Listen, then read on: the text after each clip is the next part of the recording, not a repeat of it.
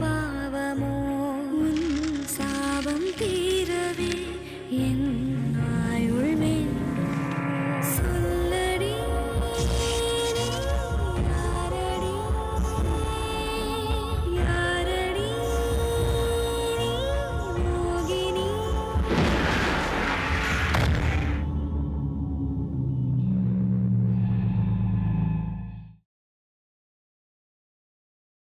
நம்ம வெண்ணிலா இருக்கால்ல, அவ வீட்டுல இருந்து சாப்பாடு கொண்டு வந்து சாப்பிட்டே ஆகணும்னு ரொம்ப வற்புறுத்தினா. நல்லா இருந்துச்சு, நானும் வயிறு நிறைய சாப்பிட்டேன். இந்த சாமி கண்டிப்பா உன் பாவத்துக்கு கூலி கொடுத்தே ஆகும். நீ பண்ற அநியாயத்தை இந்த ஊரும் முத்தரசனும் புரிஞ்சுக்கிற காலம் வரத்தான் போகுது. அப்ப இந்த மாதிரி பேசி பார்க்கலாம். அத்தை ஒண்ணு செய்யுங்க, வரவு செலவ என் கையில கொடுத்துட்டு நீங்க கவலைப்படாம கால் நீட்டி அப்படியே உட்காருங்க.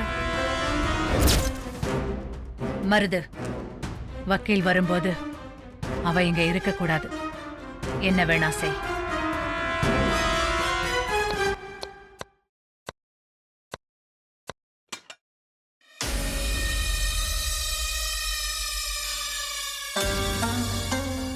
என்ன சின்னத்த, நான் தான் அப்பவே சொல்லிட்டேன்ல நான் பாத்துக்கிறேன்னு. நீங்க போங்க. நான் அதுக்காக வரல வெண்ணிலா. அப்புறம் ஏன் வெண்ணிலா, உனக்கு சமைக்கிறது முக்கியமா இல்ல முத்தரசனை கட்டிக்கிறது முக்கியமா? முத்துமாமாவை கல்யாணம் பண்றதுதான் முக்கியம். என்னத்த கேள்வி இது?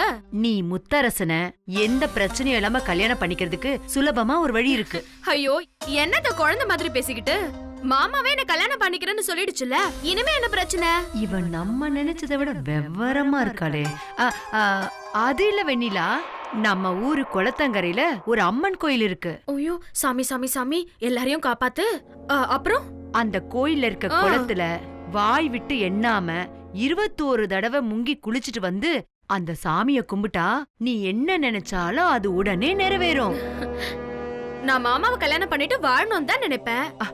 அதுதான் கல்யாணங்கிறது 1000 காலத்து பயிருன்னு சொல்லுவாங்க. அதுக்கு நாம என்ன திட்டம் போட்டாலும் சாமியும் உதவணும்ல. நீ போய் இத முடிச்சிட்டு வந்தனா உன்னை யாராலையும் அசைக்க முடியாது வெண்ணிலா. நான் என்ன குண்டாயிடுவேனா?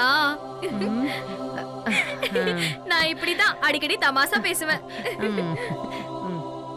அதுக்கு இல்ல வெண்ணிலா, எந்த ஒரு சிக்கலும் இல்லாம பொருளாதார தடை இல்லாம யார் மனசு கோணாம நடக்கும். அப்ப செஞ்சுட்டா போச்சு, நாளைக்கே செஞ்சிடுறேன்.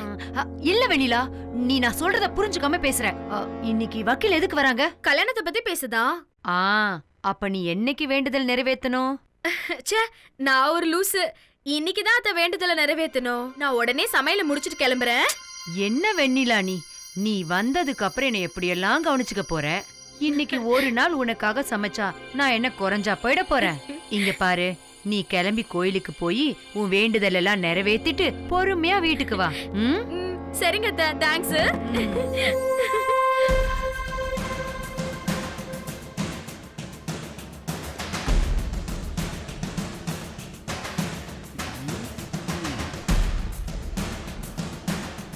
என்ன சித்தி, அனுப்பிட்டு போல?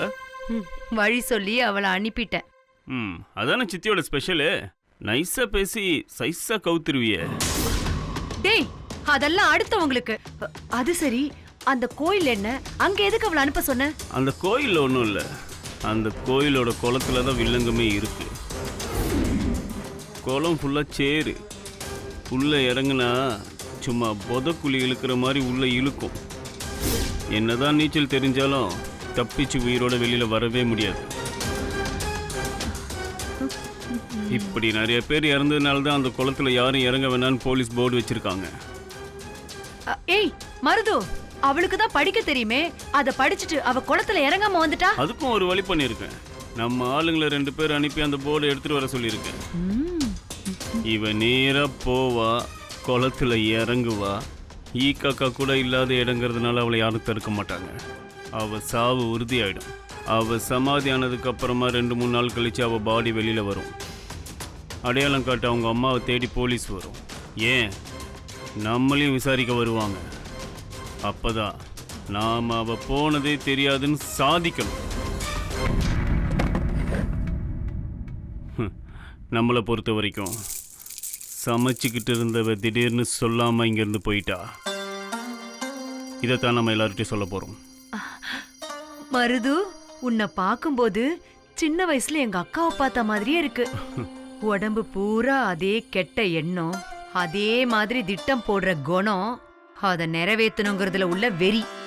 நிச்சயமா சொல்ற மருது, இந்த எல்லா சொத்தும் கண்டிப்பா உனக்குதான்.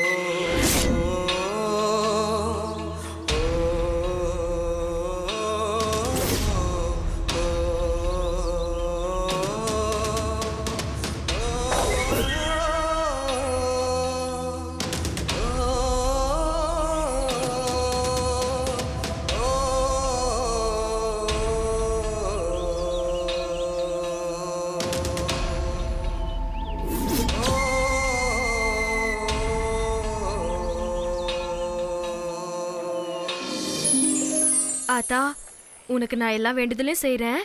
முத்து மாமாக்கும் எனக்கும் நல்லபடியா கல்யாணம் நடக்கணும்.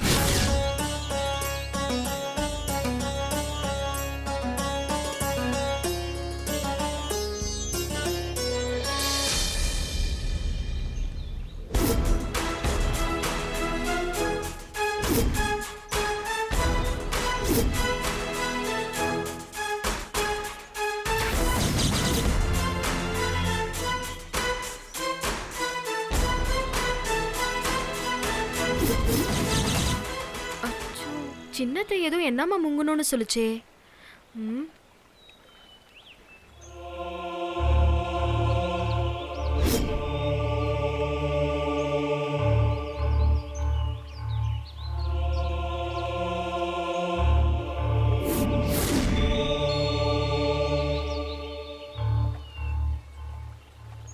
இப்ப இந்த கல்லை கையில வச்சுக்கிட்டு ஒவ்வொரு தடவை முங்கி வெளியில வரும்போதும் ஒவ்வொரு கல்லா எடுத்து வெளியே வீசிட வேண்டியதா.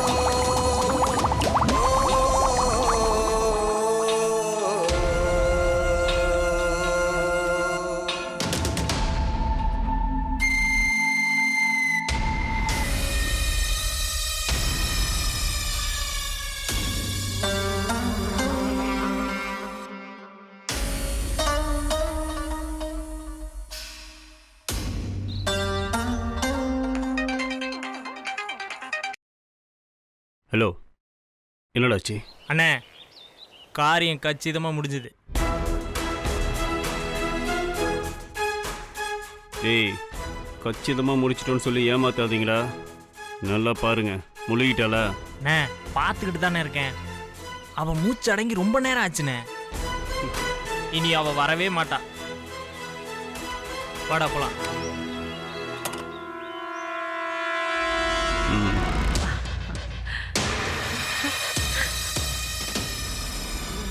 ஏண்டி எங்க இருந்தோ இங்க வந்து என் வீட்டுல நாட்டாம பண்றியா நீ? விட்டுருவனா நானு?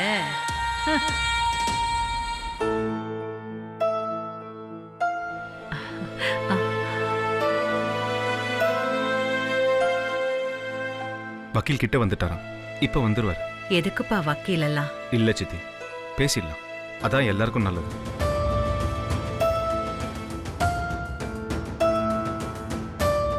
வணக்கம் சார். வணக்கம் வணக்கம் வணக்கம் சார். வாங்க வக்கீல் சார். வணக்கம் வணக்கம். உட்காருங்க.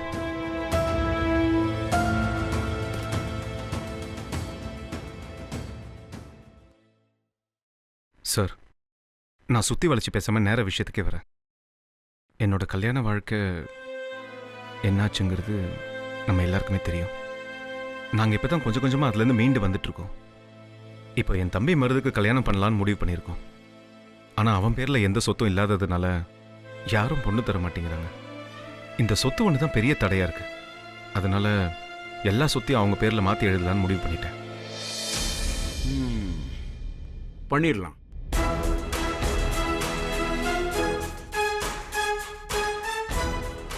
என் பேரில் இருக்கிற எல்லா சொத்தையுமே அவங்க பேருக்கு சமமாக மாற்றிடுங்க.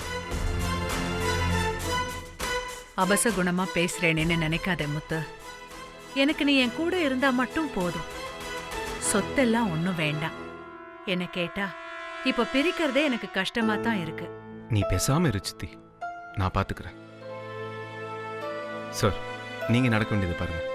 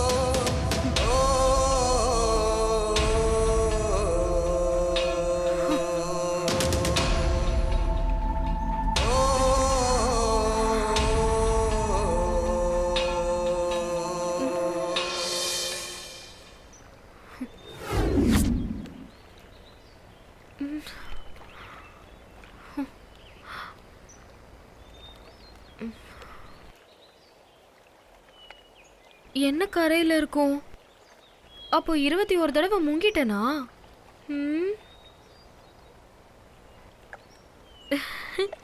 ஓ, முங்குனதுக்கு அப்புறம் தான் உள்ள போயிட்டனா?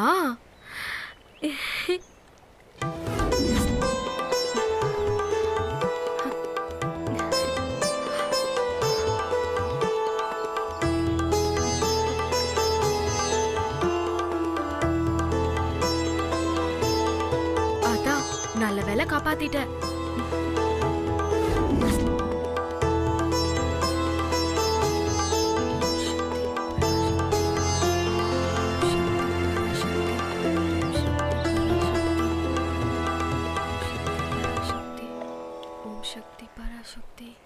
இல்ல முத்தரசு, நீங்க எவ்வளவு அவசரப்பட்டாலும் இது நடக்காது.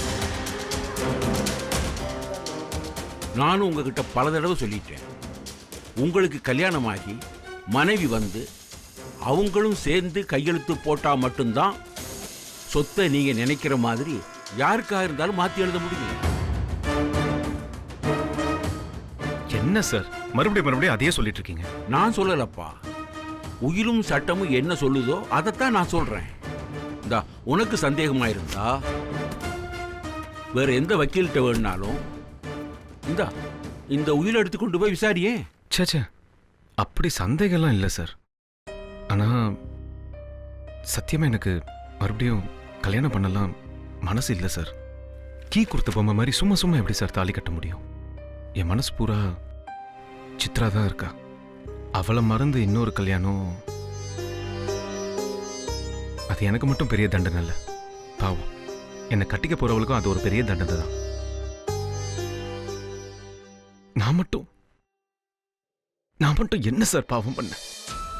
ஏன் சார் எனக்கு மட்டும் இந்த நிலைமை? முத்தரசு விடுப்பா, அப்புறமா பேசிக்கலாம். இல்ல சித்தி, மறுபடியும் இதை பத்தி பேசவே எனக்கு பிடிக்கல சார். இதுக்கு வேற வழியே இல்லையா? எனக்கும் சங்கடமா தான் இருக்கு முத்தரசு. நீ கல்யாணம் பண்றதை தவிர வேற வழி இருக்கிறதா எனக்கு தோணல.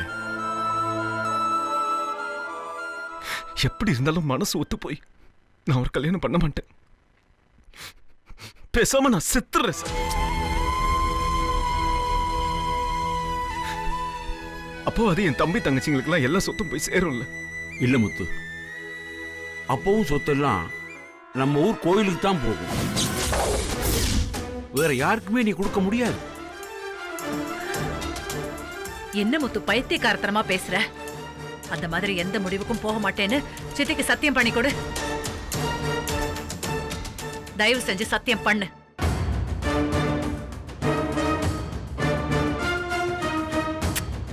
எனக்காக பண்ணு.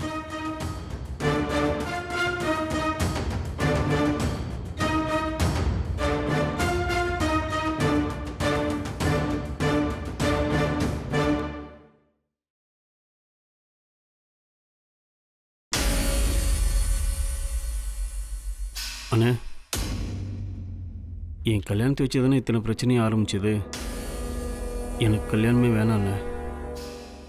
அப்படியே எனக்கு கல்யாணம் பண்ணுறதா இருந்தாலும் பெரிய இடத்து பொண்ணுலாம் பார்க்க வேண்டாண்ணே. ஏதோ சாதாரண வீட்டு பொண்ணுக்கு என்னை பிடிச்சி கல்யாணம் பண்ணிக்க சொன்னால் நான் அவ கழுத்துலேயே தாலி கட்டுறேன். என்னால் உங்களுக்கு என்ன கஷ்டம்? ஆமாண்ணே, நீ மனசு கஷ்டப்பட்டு எதுவும் செய்யாத. ஏங்க சொல்லுங்க. ஆமா மச்சான், நீங்க கல்யாணம்லாம் பண்ணிக்க வேண்டாம். அந்த முடிவுல உறுதியா இருங்க. இதையத்தான் அவளும் சொன்னா. ஆனா நான் சொன்னா மட்டும் முறைக்கிறா. இவ வைஃபா இல்ல ஆபரேஷன் நைஃபா? நம்ம என்ன பண்ணாலும் பாராட்ட மாட்டா போல் இருக்கு. சரி சார், நான் யோசிச்சு சொல்றேன். சரிப்பா, நான் வரேம்மா. போயிட்டு வாங்க.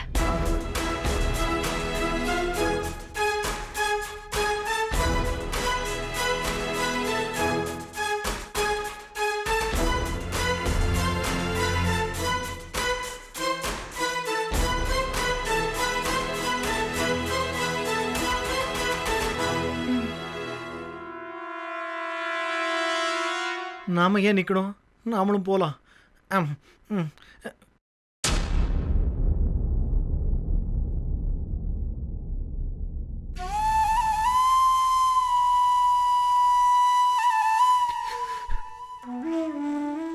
ஒவ்வொரு ஆம்பளைக்கும் அவன் வாழ்க்கையில அவன் பொண்டாட்டி தான் இன்னொரு அம்மான்னு சொல்லுவாங்க. ஆனா என் வாழ்க்கையில நான் என் அம்மாவையும் எழுந்துட்டேன், என் பொண்டாட்டியும் எழுந்துட்டேன்.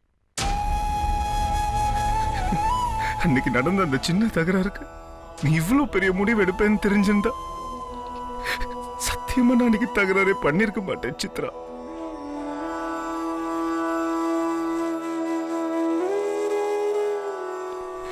சித்ரா, இன்னைக்கு வேணா இந்த ரூம்குள்ள நீ இல்லாம இருக்கலாம், உன் வாசம் இல்லாம இருக்கலாம். ஆனா என் மனசுல நீ மட்டும் தான் சித்ரா இருக்க.